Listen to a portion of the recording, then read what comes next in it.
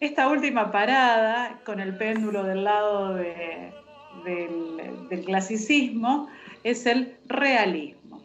Estamos en torno a 1840 y surge, bueno, estamos entre las dos revoluciones industriales, entre una inestabilidad política en Europa bastante interesante, entre la monarquía y la no monarquía, ya se independizaron las colonias americanas, hay mucho movimiento, pero en este movimiento, en este caldo de cultivo, tenemos clases bajas que están pugnando por hacerse un lugar dentro de la ciudad, dentro de la sociedad inclusive, están pugnando por ser vistas.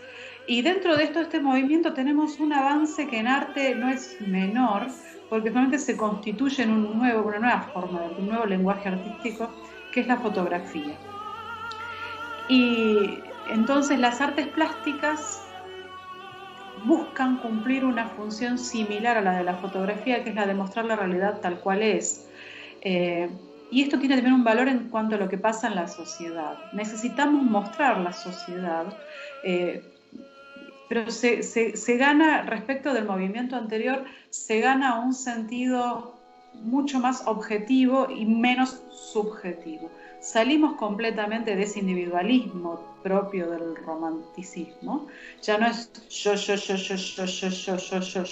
todo, sino que el artista está un poco al servicio de la sociedad.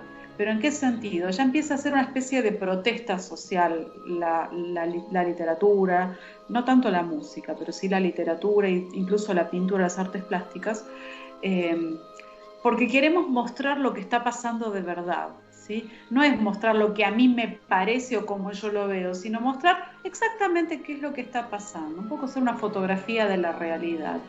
Y esta es la línea que se va a seguir.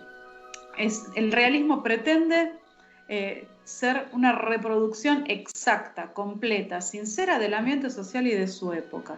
Una reproducción lo más sencilla posible, por eso va a haber mucha descripción, además, porque pretende ser estricto y exacto. Los autores ahora empiezan a documentarse para poder escribir sobre algo, son muy observadores de la realidad para poder escribirla y documentarla. Dejan de centrarse en sí mismos, ponen el interés en la sociedad, tratando de describirla objetivamente. ¿Qué describen? Problemáticas sociales en un estilo sencillo, sobrio, preciso, utilizando la lengua de los mismos actores sobre los que van a representar en las obras, tanto en las obras pictóricas como en las obras literarias, ¿no? Utilizan un habla coloquial, no están disimuladas las imperfecciones, sino que se las exhibe como son. Los avances de la ciencia inciden sobre esto y los autores, al menos en literatura, muestran a la ciencia como tal vez la posible solución para los problemas que tenemos. Los chicos de quinto van a ver una obra que se llama Marianela, que es de Benito Pérez Galdós, que es una obra realista, ¿sí? En que muestra todos los estratos sociales con toda claridad y sin disfrazarlos, sin disfrazar vicios y virtudes, tratando de ser objetivos y poniendo la fe en la ciencia, sobre todo en los avances científicos. Tratan de ser muy fieles y eligen sobre todo personajes comunes y corrientes. Les voy a mencionar, ya les hablé un poquitito así sobre las generalidades. Mencioné a Pérez Galdós, que es un español. Hay otros españoles, Leopoldo Alas, Arias Clarín. Hay una señora llamada Emilia Pardo Bazán. Y ahí están los rusos también, y es la primera vez que los voy a nombrar en literatura, pero los grandes autores rusos, Dostoyevsky y León Tolstoy, pertenecen también a este movimiento. Y hay ingleses como Charles Dickens, que son realistas. Dentro del realismo, por ahí podemos mencionar también el nacimiento del cuento policial. Y si quisiéramos, podríamos nombrarlo aunque escribe un poquito más adelante, podríamos nombrar a Sir Arthur Conan Doyle, y a Sherlock Holmes, ¿no? Que son más realista que el cuento policial, no sé si hay, ¿no? El cuento policial se inscribe dentro del realismo, sí o sí, necesariamente tiene que ser realista. ¿Por qué? Porque se apoya en el razonamiento, así que tiene que ser realista sí o sí. Eso en cuanto a literatura. A esto lo vamos a ver también en las artes plásticas, aunque con la profe ya les contamos, nos costó ponernos de acuerdo acerca de qué pasó en las artes, sobre todo segunda mitad del siglo XIX. ¿Por qué? Porque tenemos un romanticismo, un postromanticismo que es un poco una bisagra, un coletazo último del romanticismo. Y después este asunto del realismo, pero claro, no va parejo en todas las artes. En las artes plásticas nos costó encontrar a qué pintores meteríamos en el realismo, porque las artes plásticas tienen otros nombres por ahí, pero no me voy a adelantar, le voy a dejar a la profe que nos hable sobre artes plásticas en este periodo más o menos 1840-1870. Bueno, este periodo que se llama realismo también en las artes plásticas, tenemos en realidad dos pintores que son bastante relevantes. Uno es Gustave Courbet y el otro es Millet. Y la verdad es que tal vez no sea uno de mis géneros favoritos, pero es importante que ustedes lo conozcan. Esta pintura que estamos viendo es de Courbet.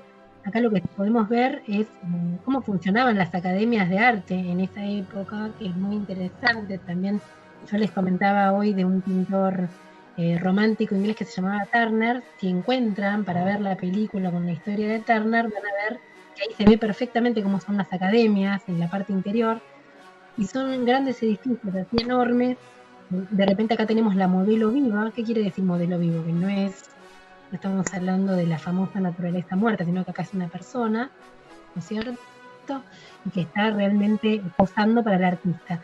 Estas academias era donde después se producían los grandes salones, el Salón de Otoño, que es el más conocido de Francia, y en el que tuvieron después importante incidencia los impresionistas y las distintas vanguardias a medida que fueron apareciendo cuando se inician las vanguardias en el siglo XX. Bueno, esta es una pintura de Manet. Manet fue uno de los impresionistas más grandes de edad, era genial, y después próximamente vamos a explicar bien qué era el impresionismo, pero bueno, acá lo que tenemos es lo que sería acá, por ejemplo, en los lagos de Palermo, un bosque donde la gente va a pasear, y tenemos dos figuras masculinas y dos figuras femeninas. Y esto en realidad no es realista desde el punto de vista de que esto no ocurría.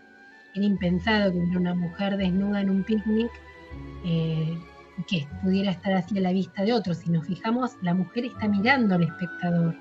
En este sentido es una pintura muy revolucionaria. ¿Por qué decimos que Manet pertenece al realismo? En realidad nosotros después lo vamos a ubicar en el impresionismo, porque está pintando en el exterior. Esto no sucedía.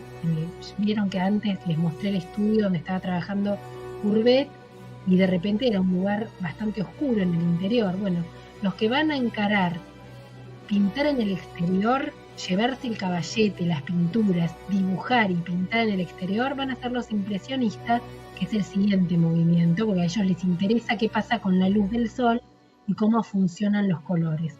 Entonces esto, digamos que si bien pertenece al realismo, tiene ya un montón de tintes del impresionismo. Las cosechadoras, bueno, esta pintura es casi una fotografía, es lo que comentaba la profe Elisa. Si bien la fotografía ya había surgido, no nos olvidemos que no estaba al alcance de todo el mundo, era costoso. Y aparte claro, posaban retiecitos así, porque había que quedarse quietos durante más de un minuto para que la imagen no saliera borrosa.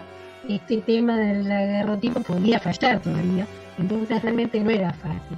Personas que trabajaban en el campo claramente no tenían en su acceso la posibilidad de sacarse una fotografía. Acá tenemos a Millet, que está retratando estas mujeres trabajadoras del campo cosechando.